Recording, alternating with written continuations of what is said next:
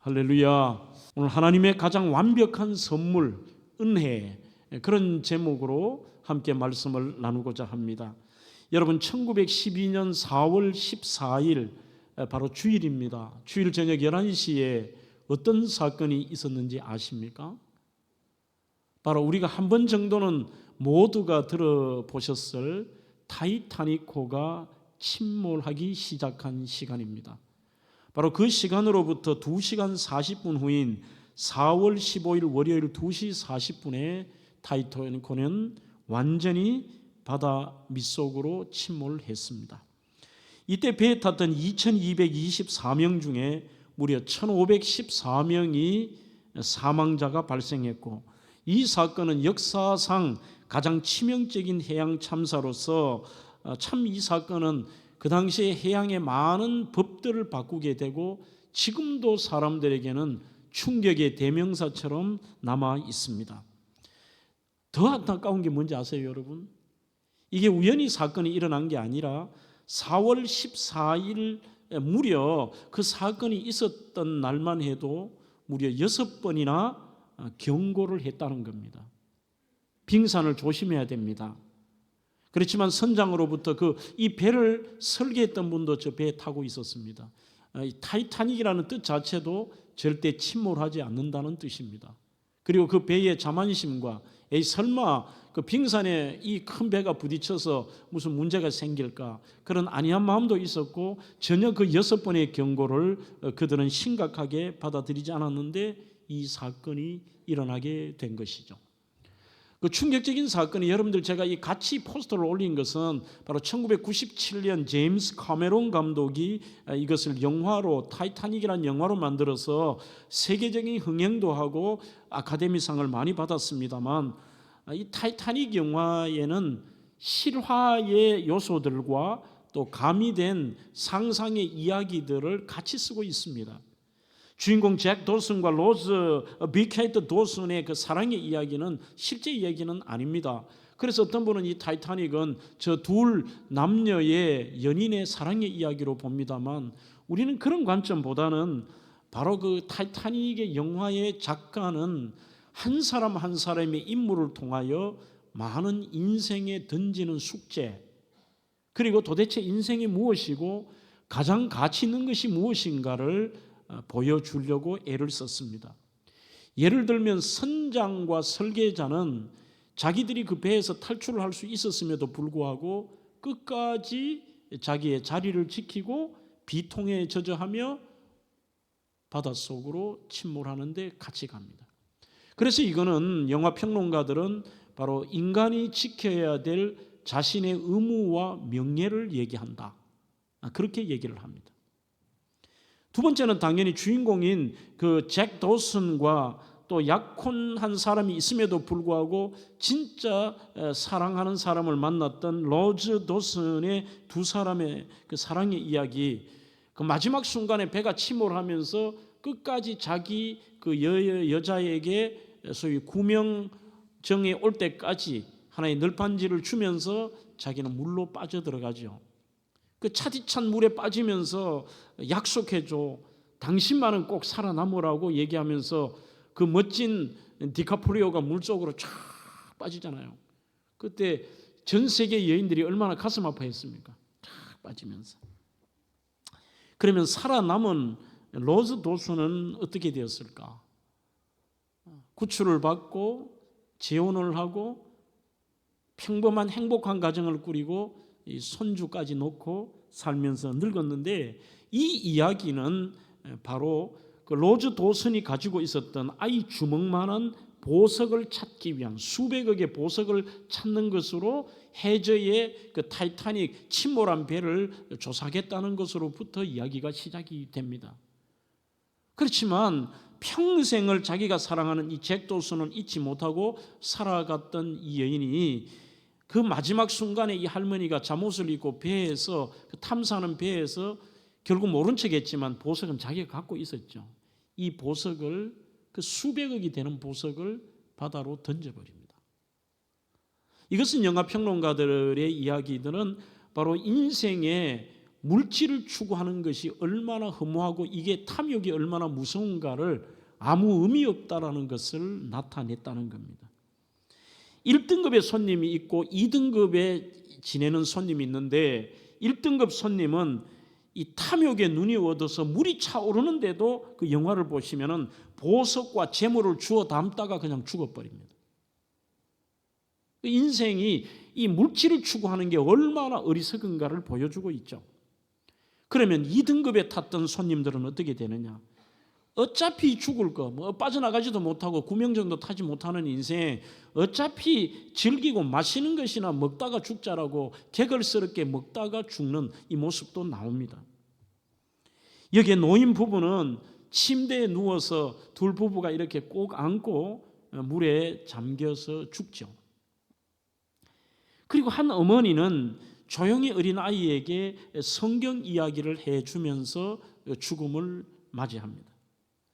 그 중에서도 우리가 주목하는 장면 중에 하나가 뭐냐면 배가 이렇게 점점 기울어져 가면서 침몰하는데도 그 배의 갑판에서 끝까지 자기의 자리를 지키며 연주를 하는 악단이 나옵니다. 이거는 실화입니다. 그 악단의 단장이 제임스 하플리라고 하는 호주분인데 이 악장이 목회자였습니다. 그래서 그분이 떠나는 그 충격적인 이 배가 침몰하는 장면에서 그 자리를 지키면서 우리가 익숙한 찬양인 네 줄을 가까이를 연주를 하죠. 그러자 한두 사람이 와서 같이 연주를 하는데 여러분들은 그 장면 봤습니다만 실제 그 영화 속에는 이런 엄청난 충격과 죽음의 자리에서 실제 실화에는 그 제임스 하틀리가 연주를 끝까지 한 게 아니라 거기에서 복음을 피를 토하는 복음을 전합니다. 예수 믿으십시오. 마지막 이 땅의 삶이 아니라 영생의 소망을 가지십시오. 죽음 이후에 천국과 지옥이 있습니다라고 그렇게도 외쳤지만 그 영화도 보면 연주하는데 사람들이 별로 관심이 없잖아요. 그 관심이 없이 이렇게 죽음을 맞닥뜨리는 것을 봅니다. 오늘 우리는 이 영화를 통해 이 땅에 살면서 죽음과 끝은 갑자기 찾아온다라는 사실입니다. 그것은 어린아이도 그 뱃속에는 청소년도 청년도 노인도 예외 없이 이 죽음이 찾아온다는 것. 그래서 이 땅에 우리의 삶에 가치 있는 것이 무엇이고 죽음을 준비한다는 것이 얼마나 중요한가를 알 수가 있습니다. 그리고 많은 사람들은 엄청난 경고에도 불구하고 죽음과 심판이 온다는 것을 믿어지지가 않습니다. 오늘 본문에도 예수님께서 니고데모와의 대화 가운데서도 사람들은 이 땅의 것도 알지 못하는데 어떻게 하늘 것을 아느냐, 관심이 없다는 것이죠. 모른다라고 그냥 치부해버리는 겁니다. 그래서 이 배의 설계자도 심지어 선장조차도 그렇게 수많은 이미 경고가 있었던 거예요. 부딪힐 수 있습니다. 이 배도 침몰할 수 있다라고 얘기를 해도 그것을 가볍게 들어버리는 것이죠. 또 우리는 이 땅에 살면서 수많은 부류의 이 뱃속에 침몰해 가고 똑같은 공통점이 있습니다. 이 땅에서 부다이든지 1등급에서 우리가 거기에서 선박을 이용했든지 가난한 2등급이든지 아니면 그 배를 설계했든지 배를 이끌어가는 선장이든지 그리고 어떤 모자이든지 늙은 부부이든지 간에 예외 없이 죽음이라는 것은 동일하게 그 시간에 찾아왔다는 사실이죠. 그 죽음 앞에서는 명예도, 이 선장과 설계자와 같은 명예도, 그리고 두 노부부 평생을 그렇게 지냈던 행복도, 그리고 의식주의 문제도, 이 땅의 물질도 아무런 가치 있는 것이 아니라 마지막 순간에 결국은 사느냐 죽느냐의 문제입니다. 영생이냐 영원한 심판이냐의 문제가 맞닥뜨려져 있습니다. 그래서 우리는 이 땅에 살면서도 어찌 보면 우리가 하나님이 우리에 대한 가장 중요한 메시지가 뭐냐? 영생에 대한 문제입니다. 사느냐 죽느냐의 문제입니다. 모든 그리스도인들에게 아마 성경의 전체 66권 중에 한 요절을 꼽으라고 하면은 거의 많은 분들이 요한복음 3장 16절 오늘 본문의 중간에 나오는 이 본문을 잡습니다. 어릴 때도 여러분들 그 찬양 많이 부르지 않습니까? 하나님이 세상을 이처럼 사랑하사 독생자를 주셨으니 누구든지 예수 믿으면 멸망하지 않고 영생을 얻으리로다. 요한복음 3장 16절. 아이들에게도 중요한 것은 바로 이 메시지예요. 예수 그리스도를 믿음으로 오늘 이 땅의 것이 아니라 영생을 얻어야 된다는, 이게 원초적인 복음이고 그것이 성경 전체의 메시지입니다. 자, 그러면 오늘 본문으로 좀 더 들어가 보겠습니다. 본문은 바로 당대에 거의 최고의 존경받는 대단한 사람인 니고데모라는 사람이 낮에는 자기 체면 때문인지 사람들 앞에 나오지도 못하고 밤에 은밀하게 젊은 청년 예수님을, 구원자 예수님을 찾아옵니다. 뭔가 자기가 이 땅에 살아가는 이 타이타닉 배에 탔던 사람들, 어찌 보면 이 니고데모는 그 중에서도 많이 가진 사람입니다. 그런데 이게 아니라는 그 느낌 속에 저분의 메시지, 그리고 저분에 대한 것이 뭔가 있다는 거예요. 그래서 그 질문을 던지고 자기의 의문을 풀기 위해 예수님을 밤에 찾아온 것입니다. 요한복음 3장에 등장하는 니고데모는 성경에 4번 등장을 합니다. 그는 유대인의 관원입니다. 관원 중에서도 사내들인 공회원이라고 되어 있는데 지금으로 말하면 국회의원격인데 71명의 사내들인 공회원이 있습니다. 고위급 사제가 들어갑니다. 율법학자가 들어갑니다. 원로가 들어갑니다. 그 자리에 바로 이 젊은 니고데모가 들어갔다는 것, 대단한 사람인 거죠. 권력자입니다. 명예로운 사람입니다. 여기에 엄격한 율법을 강조하는 바리새파 사람, 출신도 좋다는 것입니다. 성경에 보면 율법 교사 중에 한 사람으로서 학식도 대단한 사람입니다. 그리고 성경에 4번째 그가 어디에 등장하느냐 하면 예수님이 십자가에 달려 돌아가셨을 때 니고데모가 또 등장합니다. 어떻게 등장하느냐? 예수님의 대속의 죽으심 후에 모략과 침향이라고 하는 것은 굉장히 비싼 물건입니다. 그래서 보통 따지기를 몇 그램이라고 하는데 그 예수님의 장례를 준비하면서 무려 그가 100건 정도, 62kg 정도의 모략과 침향 섞은 것을 선뜻 내놓을 수 있을 정도로 엄청난 부자였다는 것입니다. 그런데 그가 왜 찾아왔느냐? 이런 명예와 물질과 권력과 존경을 한 몸에 받는 사람이 뭔가 인생에 이게 전부가 아닌 거예요. 그래서 예수님을 찾아왔을 때 예수님은 이 니고데모에게 그게 중요한 게 아니라 너희가 영생을 얻기 위해서 이 거듭나는 게 중요하다라고 하는 메시지를 주시는 겁니다. 오늘 읽자는 위쪽 3절입니다. 예수님께서 대답하여 이르시되 진실로 진실로 너희에게 이르노니 사람이 물과 성령으로 나지 아니하면 하나님 나라에 들어갈 수 없느니라, 이렇게 말씀합니다. 핵심이 뭐냐? 이 땅의 나그네 인생길, 그 맞닥뜨리는 죽음 앞에 이 땅의 삶이 중요한 게 아니라 영원한 하늘나라에 들어가서 거기서 영생 복락 누리는 이게 중요하지 않느냐는 거예요. 그러자 예수님이 그 방법이 뭐냐? 거듭나야 된다. 니고데모가 또 질문합니다. 4절입니다. 니고데모가 이르되 사람이 늙으면 어떻게 날 수 있사옵나이까? 2번째 모태에 들어갔다 날 수 있사옵나이까? 거듭나라고 하니까 아니 지금 나이도 들고 이미 엄마 뱃속에서 태어났는데 다시 엄마 뱃속에 들어간단 말입니까? 이렇게 질문을 합니다. 그러자 예수님이 5절에 이렇게 또 대답하십니다. 예수께서 대답하시되 진실로 진실로 너에게 이르노니 사람이 물과 성령으로 나지 아니하면 하나님의 나라에 들어갈 수 없느니라, 이렇게 말합니다.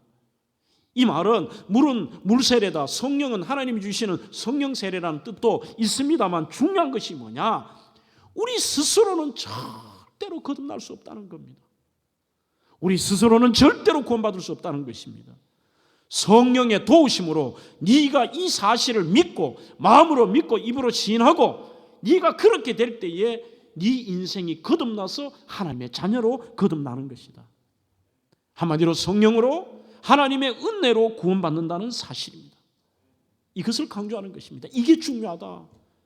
네가 지금까지 성경을 연구했고 요즘으로 말하면 교회를 수십 년 다녔고 네가 중직자가 되고 네가 모태신앙이고 네가 지금까지 어떤 위치에 있고 이게 중요한 게 아니다. 네가 진짜 이게 하나님이 믿게 안 하시면 안 믿어진다는 겁니다. 어떻게 2000년 전 유대 땅 예루살렘에서 십자가에 처자에게 죽으신 그 청년 예수가 하나님의 아들이고 이 땅에 오신 하나님이시고 그것도 저와 여러분들을 위해 죽었다는 게 믿어지냐는 거예요. 그게 믿어지는 분은 여러분들이 논리로 믿는 게 아닙니다. 하나님이 성령이 여러분들을 믿게 하시는 것이죠. 그래서 그 믿는 자는 거듭남을 얻게 된다는 것입니다. 이번에 폴란드에 가니까요, 시내에서 아주 이 군데군데에서 열정적으로 복음을 전하는 사람같이 보이는 분들이 있더라고요.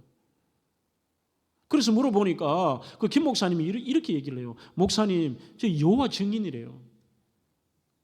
지금 폴란드에 세계 이단 집단이 와서 지금 복음을 전하지 못하도록 무리를 일으키고 사람들을 미혹하는데 여호와의 증인 신천지가 또 돌았대요.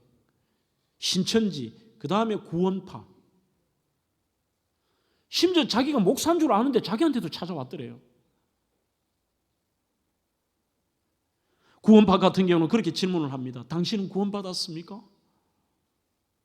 그러면 모든 그리스도인들이 이렇게 대답합니다. 예, 구원받았습니다. 그 다음에 질문을 이렇게 합니다. 언제 구원받았습니까? 당신이 구원받은 날짜를 아십니까? 그때부터 우리 기독교인들은 물음표를 찍기 시작해요. 여러분들 구원받은 날짜를 아십니까? 목사인 저도 모릅니다. 정확하게 며칠 어느 순간 모릅니다. 오늘 8절에 내가 그 소리를 들어도 어디 와서 어디로 가는지 알지 못하나니 사람들은 모릅니다. 성령이 우리에게 찾아오시고 우리가 믿음을 모르고 그리고 하늘에 대해서도 모릅니다만 날짜와 시간에 집중하지 마십시오. 그러면 어디에 집중하느냐? 우리가 성령으로 거듭난다는 것은 이 구원에 대해서 니고데모가 평생 예수를 믿었다 해도 오해하고 착각하는 것입니다. 지금 나의 고백이 분명한지 내가 예수를 구주로 확실하게 믿는지 이게 핵심이고 그것이 믿어지는 사람은 우리는 거듭난 사람인 줄로 믿습니다. 이렇게 대답하면 여러분들이 믿으실 거 아니에요. 여러분들은 예수 그리스도가 이 땅에 오신 하나님의 아들이시며 바로 그 십자가에서 인류의 가장 처절한 그 십자가의 형틀에서 저와 여러분들의 죄를 대신해서 십자가에 달려 돌아가심으로 나는 죄사함을 받았고 그분의 대속의 죽으심 때문에 제사함 받고 우리는 거듭나 하나님의 자녀가 되고 예수 그리스도를 나의 구세주로 영접함으로 우리는 영원한 영생과 천국의 소망이 있다. 믿어지십니까? 그럼 여러분들은 거듭난 분들입니다. 하나님의 자녀입니다. 날짜와 시간이 중요한 것이 아니죠. 그래서 지금 니고데모는 뭔가 예수님에게 행위에 대한 내용을 이야기하는데 예수님은 거듭남에 대한 이야기를 하고 계십니다. 신앙생활, 교회 다녔다가 중요한 게 아닙니다. 오늘 또다시 여러분들에게 또 당연한 예수님 이야기, 십자가 이야기, 천국과 영생의 이야기를 하고자 하는 것입니다.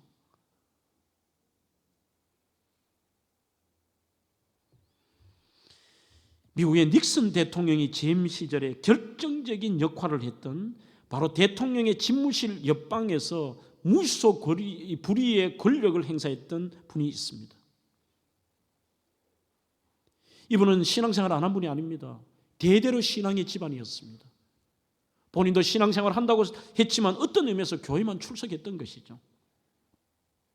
워터게이트 사건이 터졌을 때에 결국은 대통령도 사임을 하고 거기에 가장 핵심적인 인물인 그도 구속이 되었습니다. 이제 감옥 생활을 하는데 우리 교회 GFC처럼 이렇게 소모임에서 서로 기도해 주는 모임이 있었습니다. 이 기도해 주는 모임이 매일 바로 이분을 위해서 간절히 주님, 예수님 만나고 거듭나게 해달라고 기도를 했습니다. 이분의 이름이 바로 찰스 콜슨이라고 하는, 지금 여러분들이 사진에 보는 분입니다. 그리고 그 기도하는 분들이 이제 감옥에 찾아가서 그분의 신앙을 다시 한번 점검하기를 원하며 C.S. 루이스의 단순한 기독교라는 책을 넣어줍니다. 좀 한국에 번역된 책은 좀 어려워요. 어려워도 우리 청년들에게는 꼭 권하고 싶은 책입니다. 그 책을 읽고 이 찰스 콜슨이 한밤중에 차디찬 감옥에서 무릎을 꿇고 예수님을 마음으로 믿고 입으로 시인하며 자신의 구주와 주님으로 영접했습니다. 이때부터 삶이 180도가 달라집니다. 그 교만하고 자기의 잘못을 인정하지 않고 독선적이었던 이 찰스 콜슨이요, 그 안에 있었던 사람이 표현을 이래 합니다. 저 찰스 콜슨이 미쳤다는 거예요. 사람들에게 주의 복음을 증거하고 거기에서 사람들을 섬기고 심지어 가장 하기 싫은 화장실 청소를 자기가 자진해서 하고 드디어 추록했습니다. 1975년에 추록을 하고 76년에 그가 썼던 책이 바로 Born Again, 거듭남이라고 하는 책입니다. 78년에 이분에 대한 영화도 나왔습니다. 그리고 그는 정말 그리스도인으로서의 신실하고 겸손한 삶을 살고 나중에는 종교계의 노벨상이라고 하는 템플턴상을 받습니다. 얼마나 오랜 세월이 지났습니까만 아직도 미국 교계에서 가장 존경받는 중에 한 분입니다. 다시 본문으로 돌아오면 9절에 그는 이렇게 얘기합니다. 어찌 그런 일이 일어날 수 있습니까? 거듭남이 일어날 수 있냐 이거예요. 도대체 성도에게 거듭남이 뭐냐? 결국 예수 그리스도를 마음으로 믿고 입으로 시인하며 그분을 구주로 영접하는 것. 이것을 예수님께서 질문을 또 하니까 답을 주신 것이 구약의 바로 민수기 21장의 사건을 가지고 하나의 설명을 하시는 거예요. 니고데모에게 도대체 거듭남이 뭐냐? 민수기 21장에 너 그거 알지? 모세오경 믿잖아. 예. 이스라엘 백성들이 광야에서 원망불평해서 하나님이 참다 안 돼서 결국은 다 죽여버리신다고 작정하시고 그들이 죽어갈 때에 불뱀이 그들을 물어가지고 다 죽어가는데 그제서야 살려달라고 모세에게 빨리 하나님께 아뢰달라고 할 때 모세가 하나님께 눈물로 기도하며 살려달라고 할 때 하나님이 또 긍휼을 베푸셔서 그 당시에 그들이 있었던 장소가 지금의 장소로는 에숑 게벨 근처입니다.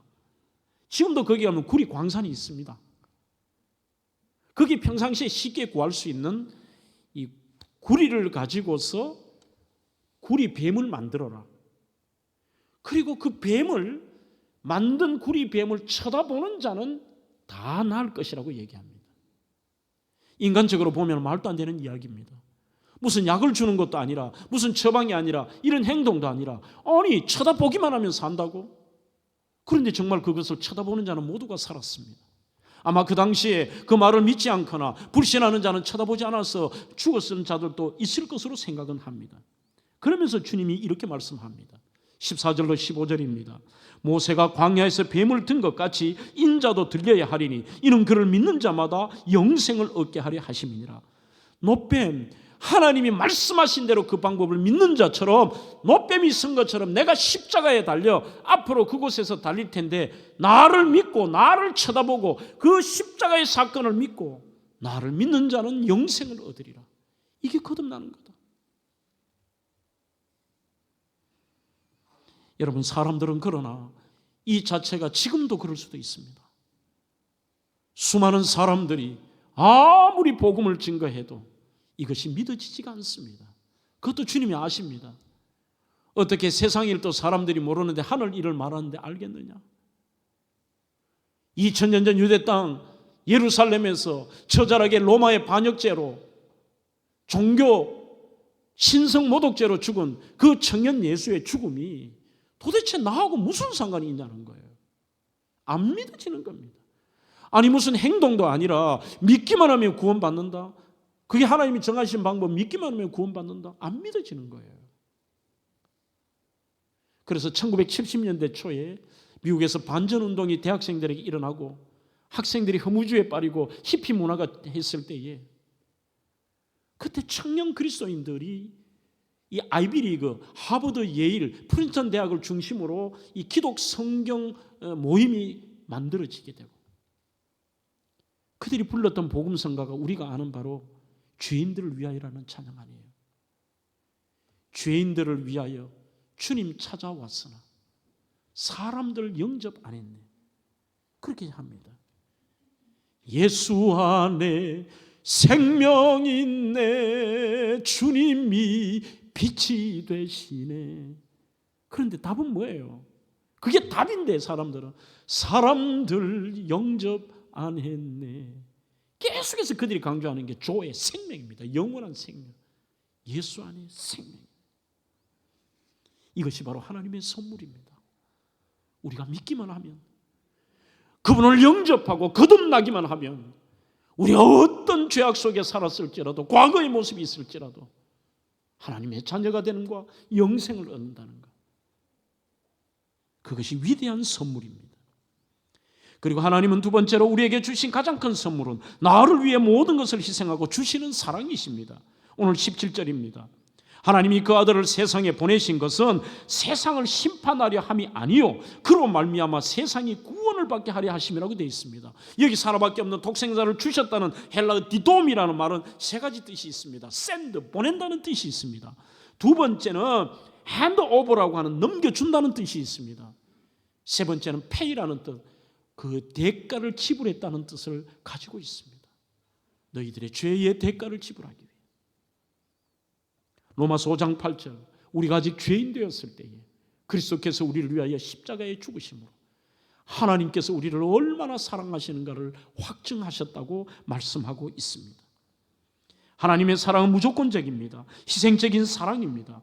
그리고 가장 큰 사랑은 상대방을 대신하여 고난을 당하고 대신 죽는 것입니다. 그리고 주님의 죽으심은 쉬운 죽으심이 아니었습니다. 가장 인류 역사상 처절하고 잔인하고 고통스러운 형벌을 하나님이 선택하셨습니다. 그것은 저와 여러분들의 죄가 심각하다는 것입니다.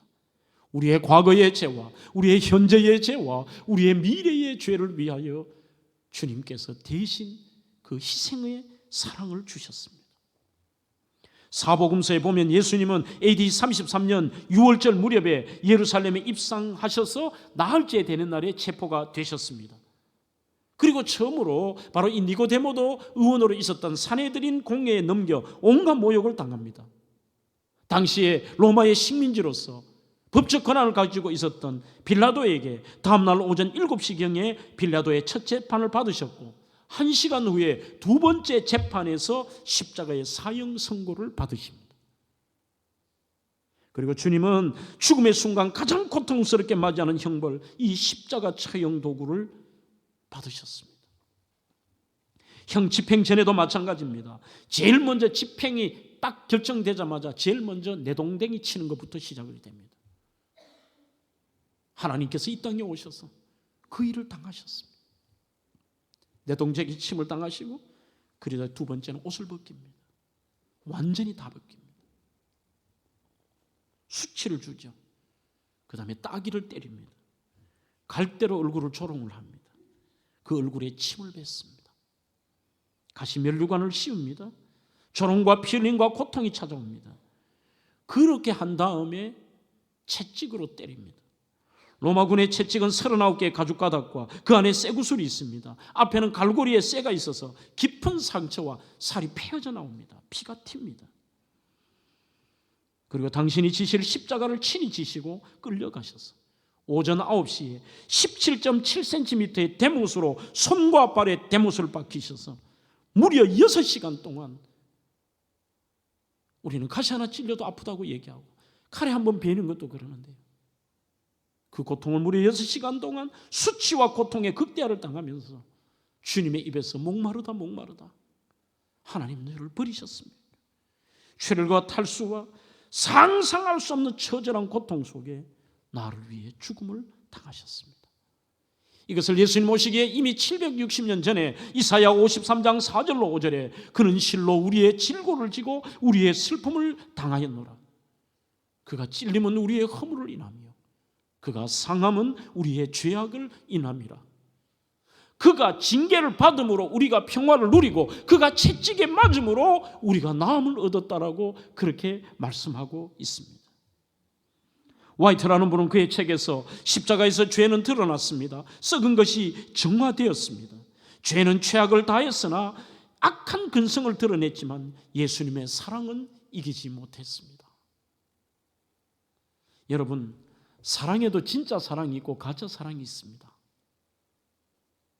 방금 말한 화이트라는 분은 일반 사람이 사귀는데도 마찬가지가 적용이 됩니다. 이 세 가지의 공식을 설명하는 삼각변이 있습니다. 진짜 사랑은 가식이 있으면 안 되고 좋아해야 돼요. 성경에 보십시오. 하나님이 우리를 얼마나 좋아하시느냐. 이게 믿어져야 그게 진짜가 되는 거예요. 수십 년 신앙생활해도 이게 안 믿어져요. 하나님이 나를 진짜 좋아한다는 거 있잖아요. 하나님이 나 같은 사람 좋아하실까? 내가 그동안 문제도 많고 죄도 많고, 그리고 나는 어떤 사람, 나 예수 믿은 지 얼마 안 되고 나 잘 모르는데 하나님도 나같이 이렇게 부족한 사람 하나님 하실까?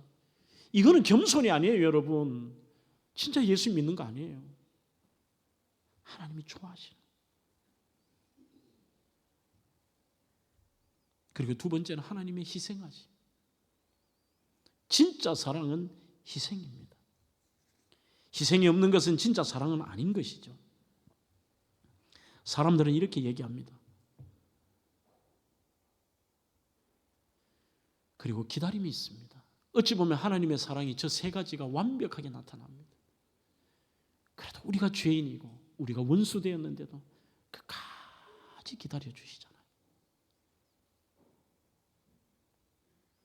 그리고 앞에서 설명했듯이 상상할 수 없는 저와 여러분들을 위해, 아니 나를 위해 희생하셨습니다. 그리고 나의 태도와 나의 문제와 상관없이 끝까지 우리를, 어찌 보면 하나님은 태초부터 우리를 짝사랑하시는 것 같아요. 끝없이. 스바냐 3장을 보시면은 하나님을 반역하고 우상을 섬기고 온갖 더러운 짓을 하는 그들을 향해서 주님이 뭐라고 말씀하세요? 너 끝장이고 심판이가 아니라 스바냐 3장에서 너의 하나님 여호와가 너의 가운데 계시니 그는 구원을 베푸실 전능자, 죽이기도 하시고 살리기도 하신 전능자시라.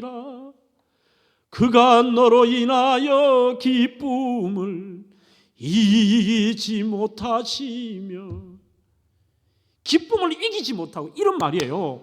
이게 이해가 안 된다니까. 이게 가슴에 안 오니까 우리 속에 감격이 없고 신앙이 삐뚤어지고 그 속에 종교인으로서만 남아있는 거예요.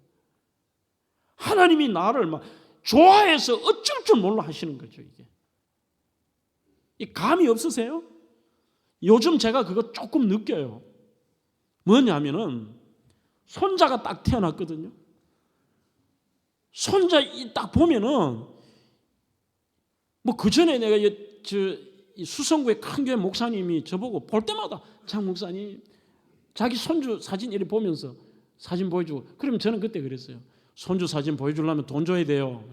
그리고 그럼 예쁘죠. 뭐 하나도 안 예뻐. 그랬어요. 그런데 요즘 막 미치겠어. 이거는 뭐 표현이 안 돼. 이게 뭐 이거 뭐 어쩔 줄 모르겠어요. 이거 뭐 이 아무것도 아닌데. 그때 제가 하나님의 마음을 요만큼 알았어요. 이 표현이 하나님이 그 스바냐 3장의 말이 뭐냐면은 어쩔 줄 모르고 나를 좋아하신다는 게, 이게 내가 믿어지지 않은 거예요. 이유가 없는 거죠. 이유가. 그래서 이게 오늘 설교의 제목처럼 선물이에요. 은혜인 거죠. 은혜. 그냥 우리를 단순하게 좋아하는 게 아니라 죄 속에 거할 때도, 문제가 있을 때도, 패역한 백성으로 사는 이스라엘 백성에게도, 하나님 자녀에게도 이사야 43장 4절에도 내가 너를 보배롭고 존귀하게 여기고 너를 사랑하였은즉 너는 내 것이라. 이런 여러분들 사랑의 고백과 세레나데가 어디 있습니까? 보배롭답니다. 문제 있는 이 이사야 그를 향하여 주님이 던지는 메시지가 나는 너도 보배롭고 너의 그 패역한 백성, 이게 뭔가 안 맞는 것 같아요. 그런데 그게 믿어져야 됩니다. 하나님이 나를 좋아서 어쩔 줄 몰라 하는 그 대상이 접니다. 그러니까 이 예수님의 죽으심과 희생이 이해가 되는 것입니다.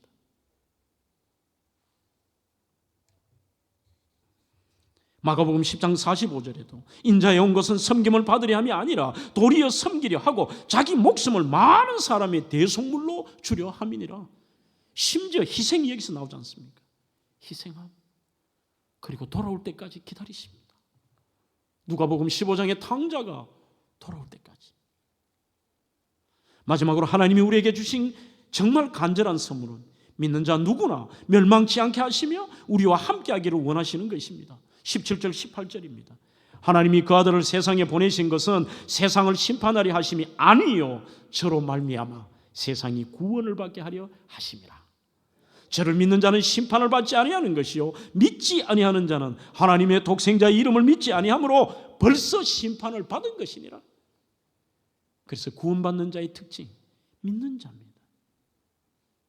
믿으면 하겠네. 주 예수만 믿어서 그 은혜를 받으면 내 과거의 죄가 사라지고요. 오늘 제가 이 책에서 설교의 제목을 따왔습니다. 맥스 루케이도의 하나님의 가장 완벽한 선물이나 은혜라는 책에 보면 이렇게 쓰고 있습니다. 인생에는 우리가 모르는 게 많지만 우리는 예수를 믿는 그 믿음을 통하여 영생과 천국의 탑승권을 가지고 있는 것이 분명합니다. 이것은 상상할 수 없는 은혜이고 하나님이 우리에게 주신 가장 큰 선물입니다. 자, 그 다음 문구가 참 감사합니다. 당신이 하나님을 붙잡고 있는 손보다 당신을 살리기 위해 붙잡고 계시는 하나님의 손을 더 믿으십시오. 하나님은 당신이 어떻게 하느냐에 따라 다르게 대하지 않습니다. 그분은 당신이 어떻게 하느냐에 따라 다르게 행동하지도 않으십니다. 그분은 당신의 사랑에 따라 사랑하지 않으십니다. 당신의 촛불은 흔들리지만 결코 꺼지지 않습니다. 하나님은 나를 사랑하시고 당신을 사랑하시는데 천하 인간의 사랑할 만한 대상이라고는 당신 하나밖에 없는 것처럼 당신을 사랑하십니다. 이게 믿어져야 그게 믿음입니다. 수많은 시대 수많은 사람 가운데 하나님은 전 세계 사람이 하나밖에 없는 것처럼 나 사랑하시는 거예요. 그래서 우리 교회 인사처럼 누가 뭐라 해도 하나님은 나를 가장 사랑하신다는 거, 이게 인사가 아니라 믿어지는 것, 그게 사건이 되고 그게 진짜가 될 때 그게 여러분들에게 은혜이고 감격이고 삶을 살아갈 힘이 되는 것입니다. 오늘 요한복음 3장 16절에도 멋진 단어가 이처럼입니다. 하나님이 세상을, 그 세상은 바로 접니다. 이처럼 살아가서 독생자를 주셨어요.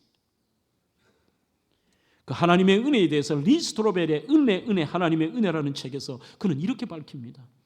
하나님의 그 표현이 참 좋죠. 파격적인 은혜가 우리를 먼저 찾아내고 살리셨습니다.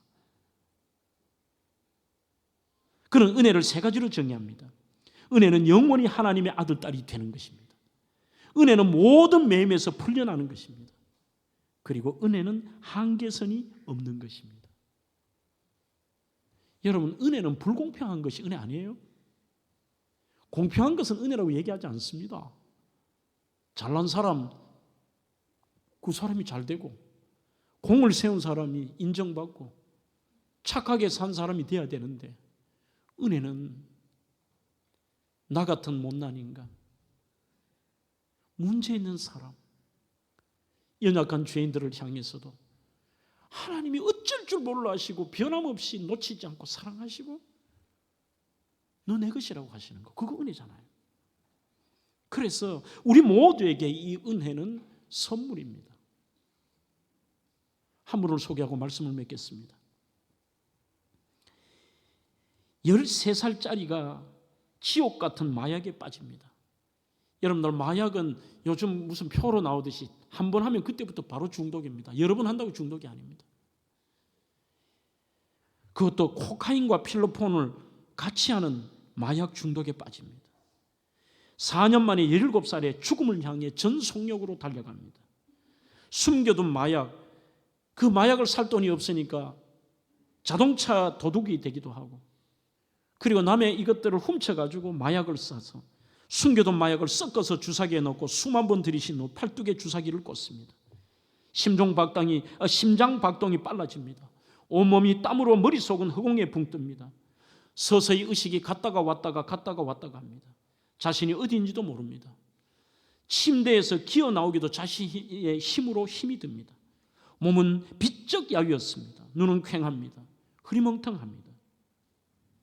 풋내기 자동차 도둑으로 게으름뱅이로 마약 중독자로 살았던 이 17세의 텍사스의 청소년, 지금은 어떻게 되었을까요? 바로 이 사람의 이름은 저드 윌 하윗입니다. 세계 향락의 도시, 도박과 향락의 도시라는 라스베가스에서 4개 캠퍼스를 가진 센트럴 크리스천 교회의 시니어 패스터, 담임 목사입니다. 그 도박과 향락의 도시 라스베가스에서 매주일 19,000명이 출석을 합니다. 지금 그 교회 모습이에요.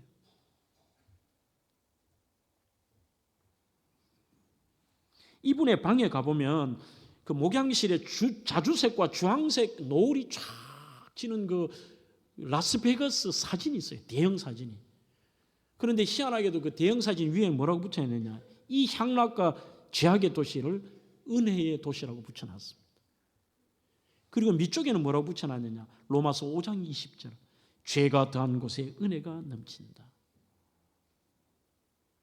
이 교회의 가장 큰 장점은 바로 이것입니다. 매년 2,000명에서 2,400명을 세례를 줍니다. 세례는 예수님 예자도 모르는 분들이 예수 믿었다는 뜻입니다. 그의 메시지 중에 한 부분을 옮기겠습니다. 진리가 빠진 은혜는 의미가 없습니다. 모든 교회와 모든 성도들이 진리가 빠진 신앙생활을 하면 안 된다는 거예요. 성경의 예수님입니다. 내가 곧 길이요 진리요 생명이니 나로 말미암지 않고는 아버지께로 올 자가 없느니라. 바로 이것은 죄사함과 부활입니다. 예수님이 죽은 자 가운데 나를 위해 살아나신 것과 그리고 예수님의 부활하심과 이것이 역사적인 실화이며 그 예수님이 나를 위해 십자가에 달려 돌아가시고 나를 위해 부활하셨고 이 예수를 마음으로 믿고 입으로 시인하고 그분과 동행하는 이 길들 속에, 그게 진리의 길입니다. 살 길입니다. 이게 복음입니다. 진리가 빠진 은혜는 의미가 없다. 사랑하는 성도 여러분, 삶이 힘드신 분도 많으실 것입니다. 이 땅은 나그네입니다. 그리고 오늘 타이타닉의 이야기처럼 그 누구도 죽음 앞에서는 자유로울 수가 없습니다. 그리고 이 땅에 우리가 추구하는 것들도 언젠가는 안개와 같이 사라질 것입니다. 과연 여러분들에게 중요한 것은 무엇입니까? 그것은 바로 영생입니다. 이 영생을 향하여 우리에게 예비된 역동적이며 가장 아름다운 그 천국을 향하여 진리 안에 거하시고 예수 그리스도를 통하여 참된 이 은혜를 누리시는 그러한 우리 대명의 성도들이 되기를 주의 이름으로 축원합니다.